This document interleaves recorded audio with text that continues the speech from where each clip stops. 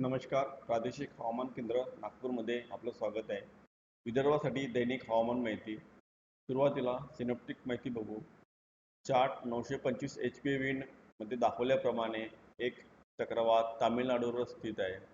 तसेच एक चक्रवात राजस्थानवर पण दिसत आहे आणि विदर्भावर येणारी हवा ही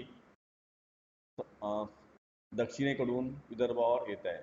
तसेच चार्ट नंबर 2 मध्ये दाखवल्याप्रमाणे एक हलका चक्रवात तामिळनाडूवर दिसत आहे आणि एक दुसरा चक्रवात पंजाबमध्ये सुद्धा दिसत आहे आणि विदर्भावर येणारी हवा ही दक्षिणेकडून येत आहे.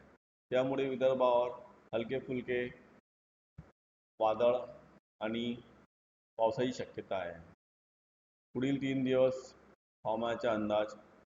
पहिल्या दिवशी 17 मई ते तिसऱ्या दिवशी 19 मईपर्यंत विदर्भामध्ये सर्व जिल्ह्यांमध्ये तुरळक ठिकाणी पावसाची शक्यता राहील.